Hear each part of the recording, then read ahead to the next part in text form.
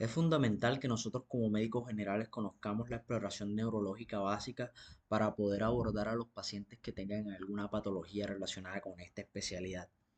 Es por ello que acá vamos a estar abordando primeramente los materiales que se necesitan para hacer la exploración, contando principalmente pues con un martillo de reflejos, con una aguja, con una escobilla, las cuales nos permitirán hacer las pruebas de sensibilidad. El ortotipo de Snellen nos permitirán evaluar al nervio óptico, el oftalmoscopio igualmente, todo lo relacionado con ese par craneal. El algodón y el depresor nos permitirán realizar las pruebas de sensibilidad y el diapasón, ahí estaremos evaluando el test de Ring y de Weber, ya veremos más adelante de qué van ellos. Entonces tenemos que tener unos principios claves a la hora de nosotros realizar la exploración neurológica y lo principal es que esta nos va a permitir realizar un diagnóstico sindromático y un diagnóstico topográfico de las distintas patologías. Es importante que el paciente se muestre colaborador, que esté mirando, que esté escuchando lo que nosotros estamos realizando. Y muchas veces no es necesario repetir estas maniobras. Sin embargo, en casos en los cuales no podamos decir con certeza que las maniobras son normales, que son anormales, que tengan indefinidas, en fin, que tengamos alguna duda con esos hallazgos, ahí pues es necesario repetirlos. Este examen neurológico debe ser rápido y fiable y además siempre debemos comparar ambos lados del paciente. Debemos también tener en cuenta el orden con el que lo realicemos porque de esta manera podemos tener un hábito, una rutina a la hora de evaluar a los pacientes neurológicos. Este es el orden propuesto, primeramente evaluando las funciones corticales, ya vamos a estar viendo de qué van los pares craneales, el sistema motor, la sensibilidad, los reflejos, la coordinación, la estática del paciente y la marcha que pueda presentar, sea normal o patológica. Las funciones corticales, entonces, primeramente debemos conocer el concepto de conciencia para luego entender los trastornos de la misma. Entonces, la conciencia es aquel conocimiento que nosotros tenemos de la realidad, sea tipo emocional, la actualidad, el pasado, nuestra conducta. Y esto, pues, si funciona de manera normal, indica que nuestro tronco encefálico y que nuestros hemisferios cerebrales en consecuencia están funcionando bien. Entonces, esos trastornos de la conciencia van a dividirse en si no hay alteración del estado de vigilia y si hay alteración de la misma. Si no hay alteración del estado de vigilia, pues ahí estaremos hablando de estados confusionales, de estados de delirio. Mientras que si hablamos de que hay alteración del estado de vigilia, ahí hablaremos de obnubilación, de estupor o de coma. Las funciones corticales, entonces, primero debemos evaluar ese nivel de conciencia según lo que ya veíamos. Si el paciente está despierto, es decir, se encuentra consciente. Si el paciente está dormido, puede encontrarse obnubilado, puede encontrarse estuporoso o puede encontrarse comatoso. Por lo tanto, si está desconectado del medio, ahí hay varias situaciones. Podríamos encontrarnos ante un mutismo asinético, un estado vegetativo del paciente o un síndrome de cautiverio. Por otra parte, el estado mental, la exploración neuropsicológica que vamos a realizar es si el paciente se encuentra orientado en persona, tiempo y espacio. Si tiene algún síndrome confusional agudo, un delirium, ahí entraríamos a evaluarlo con la escala CAM. Y por otra parte, el deterioro cognitivo, pues ahí nos estarían hablando de algún grado de demencia. Esta es la escala de coma de Glasgow cuando el paciente pues se encuentra en este estado que evalúa pues la respuesta ocular, la respuesta verbal y la respuesta motriz. Por otra parte, el estado mental, cuando tengamos dudas con esa anamnesis o cuando ésta sea dudosa, pues deberíamos realizar el mini mental test. Pero este básicamente consiste en lo mismo, en nosotros realizarle una evaluación al paciente para determinar si éste se encuentra orientado en las tres esferas. Y además, cuando estemos realizando esta exploración, debemos aprovechar para realizar las pruebas de memoria y de atención pertinentes. Ahora, los pares craneales, yendo pues en el orden, evaluaríamos al olfatorio, al óptico, a el motor ocular común, al patético y al motor ocular externo. Estos músculos, estos pares craneales se evalúan en conjunto porque tienen funciones similares. El trigémino también lo vamos a evaluar, el facial, el estatoacústico en sus dos componentes, vestibular y coclear, el glosofaringeo, que es el par 9, el vago gástrico, también es muy importante evaluarlo, al par espinal o accesorio y al hipogloso. Iniciando entonces con el olfatorio, este de rutina no se evalúa. Sin embargo, este cuando lo vayamos a evaluar podemos pedirle al paciente que identifique sustancias aromáticas, yendo desde las más suaves hasta las más fuertes y tapando la zona contraria que no se esté evaluando. Muchas veces también debemos tener la consideración de que esa evaluación que nosotros realicemos puede verse alterada porque el paciente tenga hábito tabáquico, porque tenga infecciones respiratorias. El nervio óptico, ¿cómo lo vamos a evaluar? A través de la agudeza visual. Esto nos permitirá determinar la visión central del paciente. ¿Y cómo la realizamos? Con el test de Snellen. Pues ubicamos eh, este cuadro a 6 metros de distancia del paciente y pues usamos la corrección habitual, ¿no? Los lentes que se le van colocando al paciente para determinar en qué dioptría se encuentra. Y se deben ocluir uno de los ojos y luego el otro. Este test se debe realizar con rapidez para evitar la memorización del paciente. Debemos evitar eso. Y por otra parte, la visión periférica la evaluamos a través de la campimetría. Aquí pues se pone al explorador a la zona explorada a 1 metro de distancia y mirando la nariz del contrario. La mano en la periferia del campo debe estar situada y se debe de realizar una detección alternativa del movimiento de los dedos. El fondo de ojo pues nos permitirá determinar esa anatomía, cómo se encuentra la zona de la retina y aquí pues se debe evitar la dilatación pupilar. El ojo derecho del paciente debe ir con el ojo derecho del explorador. Con los ojos abiertos se debe realizar este test al paciente y se debe prescindir del uso de gafas. Se debe utilizar pues el oftalmoscopio que veíamos en los materiales. Ahora, los pares craneales a nivel de los oculomotores los vamos a evaluar primeramente teniendo en cuenta que son tres los que componen a este paso del examen neurológico. De manera general, miraríamos la hendidura palpebral, cómo se encuentran las pupilas, el tamaño, la simetría, la situación primaria del iris, la presencia de movimientos oculares anormales, tales como un nistagmus. Y se debe pues mirar en todas las direcciones para evaluar esos músculos de interés. Ahora, el reflejo fotomotor también, que consiste pues con una linterna, acercarla y estimular o producir la miosis en el paciente, el reflejo consensual cuando estemos pues eh, digamos que focalizándole esa luz, miramos el ojo contralateral y evaluamos que este también pues esté haciendo el reflejo de miosis. Y por último, el de convergencia, que este básicamente consiste en acercar un objeto a la cara del paciente y vemos cómo los ojos convergen hacia la zona medial y ambos pues lo hacen de manera coordinada. Por otra parte, el motor ocular común, ya evaluándolo de manera independiente, la exploración de este pues se realiza mirando lo que son los párpados y mirando todos esos músculos de interés. El patético o troclear, que este se encarga pues de llevar el ojo hacia el centro y hacia abajo cuando tengamos alguna alteración de lateralización de los mismos o de que el ojo se encuentre hacia arriba, pues ahí tendríamos algún tipo de alteración con este par craneal. Y por último, el motor ocular externo que pues evalúa el recto lateral. Se encarga de la abducción y de la lateralización del ojo. Aquí pues tendríamos una alteración con el mismo. Por otra parte, el trigémino, otro de los pares craneales a evaluar, el quinto par craneal, la función motora la vamos a evaluar pues haciendo una inspección de la masa muscular en la zona temporal y en la mandíbula. Además debemos mirar cómo abre, cómo es la apertura del paciente y la resistencia que muestra al abrir la misma. Y la palpación del macetero y los temporales también es importante. La función sensitiva se evalúa a través de la cara y de la porción anterior del cráneo.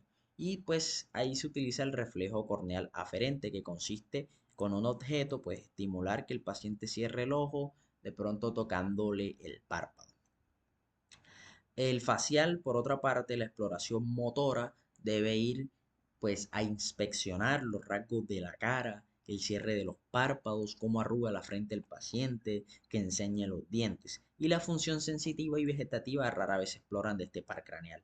Ahora, el estatoacústico o el auditivo, pues digamos que tiene dos componentes. La función auditiva la vamos a realizar a través del test de Ring y de Weber, y la vestibular, como ya vemos, con la estática, con el Romberg y con el Varane.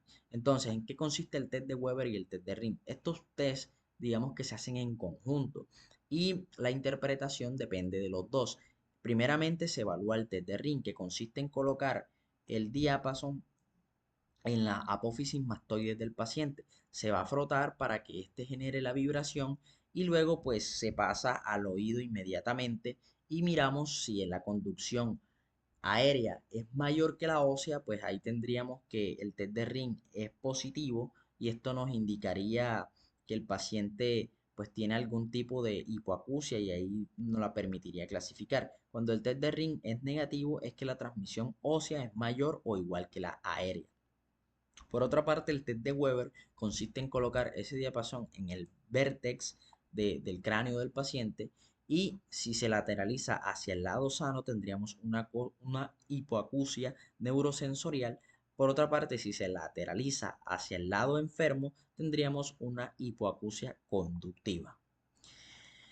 La parte vestibular, aquí vemos al test de Varani, que consiste pues en la elevación de los brazos del paciente como estamos viendo y vemos si existe alguna declinación, alguna pérdida de la tonicidad de uno de esos dos brazos, que alguno de los dos claudique.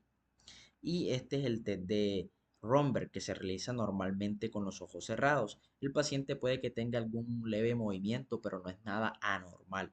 Ya veremos después que también existe una variación del mismo, que es el test de Romberg con los ojos abiertos. Acá se realiza con los ojos cerrados. El glosofaringio y el vago, por otra parte, los vamos a explorar de manera conjunta debido a las conexiones que tienen. La parte vegetativa tampoco suele explorarse de rutina. Y aquí evaluaríamos la voz, la deglución, la posición de la úvula, el movimiento y posición del velo del paladar. Además, evaluaríamos al reflejo nauseoso. El espinal, por otra parte, pues lo evaluamos que el paciente levante los hombros, haga una elevación de los mismos, ahí estaríamos evaluando al trapecio, y que el paciente haga una resistencia del cuello y estaríamos evaluando al esternocleidomastoideo contralateral.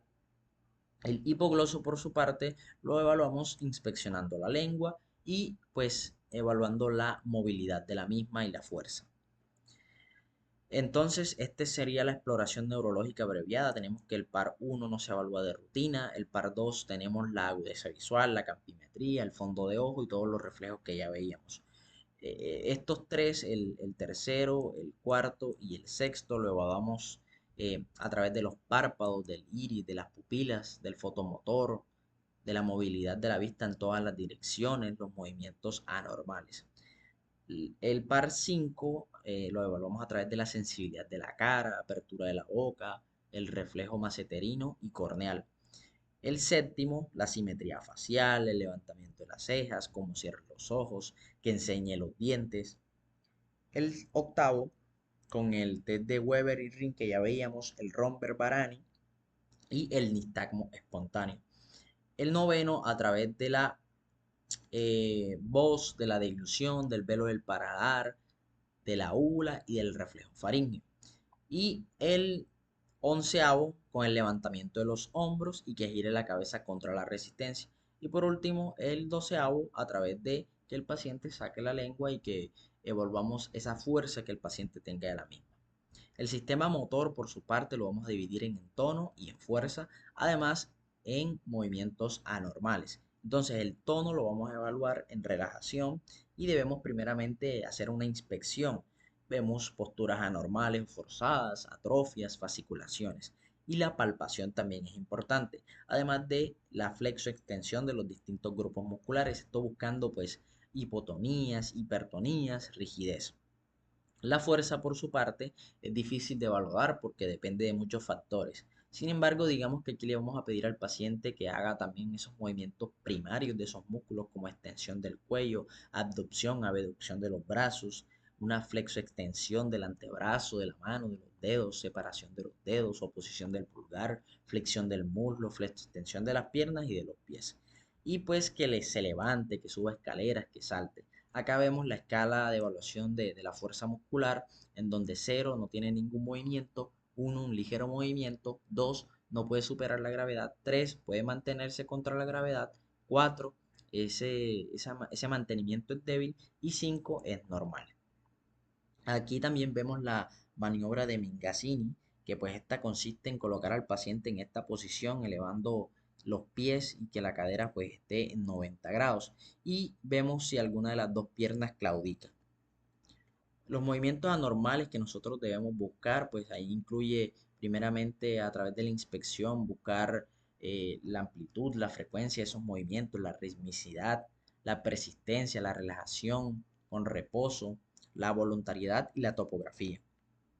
Y pues estos incluyen en bipedestación, evaluar que el paciente pues extienda los brazos, ya miramos la maniobra esa de Barani, la deambulación y los movimientos alternativos.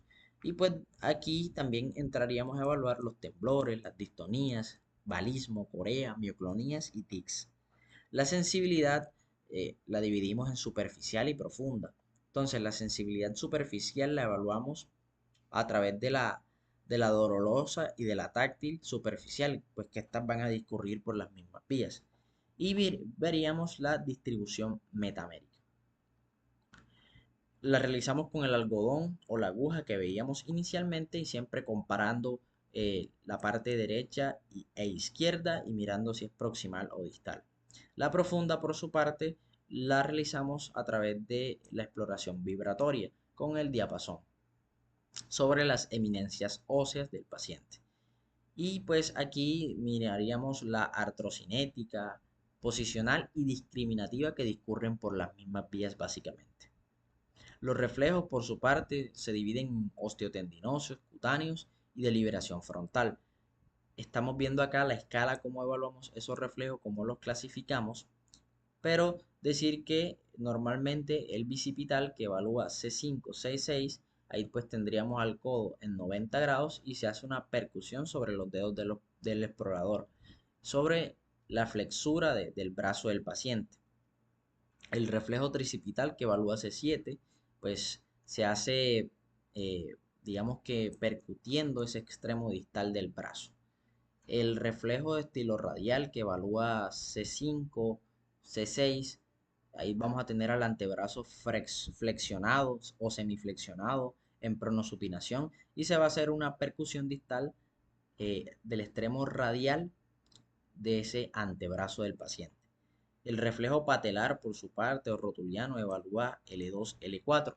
Vamos a tener ahí la rodilla semiflexionada, colgando sobre la camilla, y se va a hacer la percusión sobre la rótula. Y por último, el reflejo aquileo que evalúa S1.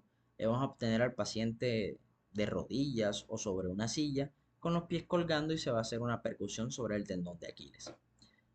Los cutáneos son varios. Tenemos ahí el clásico Babinski, cutáneo palmar, cremasterino y el anal, además de los reflejos abdominales. Los de liberación frontal hay varios. Tenemos el de chupeteo, el palmomentoniano, el de hociqueo. En fin, estos nos van a indicar alguna alteración a nivel cortical o a nivel subcortical. La exploración de la coordinación, pues la realizamos a través del lenguaje, a través de las pruebas dedo-nariz. Esto básicamente lo que nos evalúan es cómo está, si hay alguna dismetría en el paciente, si nos indican alguna alteración cerebelosa, la prueba dedo-dedo, talón-rodilla, los movimientos alternantes. En fin, la estática por su parte, esta pues le pedimos al paciente que se mantenga de pie con los ojos cerrados y los pies juntos. Esta es la prueba de Romberg.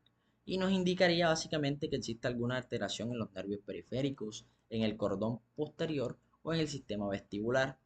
Y cuando le pedimos al paciente que ponga los brazos al frente en supinación, vamos a mirar que alguno de los dos claudique, que haya alguna caída de los dos brazos y esto también pues, nos permitiría evaluar este componente del examen neurológico. La flexión en codo pronación de la muñeca nos indicaría alguna lesión de la vía corticoespinal o algún temblor postural.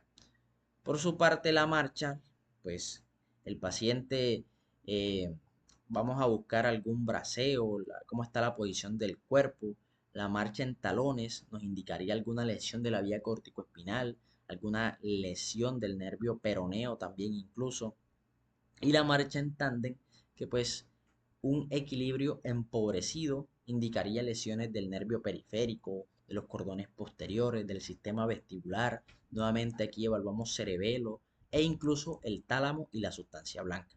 Y los otros signos que vamos a buscar son los meningios, los pulsos carotidios, que también entran dentro de ese examen neurológico, y los pulsos pedios. Los meningios clásicos de toda la vida ya los conocemos, Kernig y Brunziski, que pues Kerning consiste en elevar la pierna del paciente y él va a realizar una flexión de la rodilla de manera refleja. Eso nos indicaría un Kerning positivo. Y el Brunziski vamos a elevar la cabeza y el paciente va a flexionar las rodillas de manera refleja. En resumen, entonces, el estado mental, el lenguaje, lo evaluamos a través de la anamnesis. Luego, pues pasaríamos al fondo de ojo, a la campimetría de confrontación. Evaluamos pupilas, el reflejo fotomotor, el corneal, los movimientos oculares, la sensibilidad, cómo se encuentra, la fuerza de los músculos faciales, la audición a través del roce de los dedos y de las distintas pruebas que ya veíamos, la movilidad y simetría del velo del paladar y la lengua, la fuerza y el tono del cuello, la flexoextensión de las extremidades, la separación de los dedos, abducción de los brazos, los distintos reflejos, la sensibilidad dolorosa, táctil, superficial en tronco y extremidades, la sensibilidad artricinética en un dedo del pie, eh, las pruebas de simetrías, de dismetrías, dedo, nariz, talón, rodilla, la estática a través del Romberg, la marcha espontánea y en tándem. Entonces, estos serían los hallazgos normales en un paciente para constatarlos en la historia clínica. Si el paciente se encuentra consciente, orientado en las esferas que ya veíamos, la campimetría y el fondo de ojos serán normales. Si las pupilas se encuentran isocóricas, normorreactivas, los pares craneales sin hallazgos, que no existan alteraciones de la fuerza ni de la sensibilidad, que los reflejos osteotendinosos se encuentren normales, que no haya dismetrías, que no haya alteraciones del equilibrio, que no haya alteraciones en la marcha, que los signos meningios sean negativos y que los pulsos estén presentes. Estos fueron básicamente los eh, apoyos bibliográficos que tuve, y también en una de las diapositivas de una universidad de Ecuador. Para los chicos de Ecuador, si me están viendo, muchas gracias por esas imágenes tan útiles al momento de realizar esta presentación. Sin más, espero que el video les haya sido de utilidad.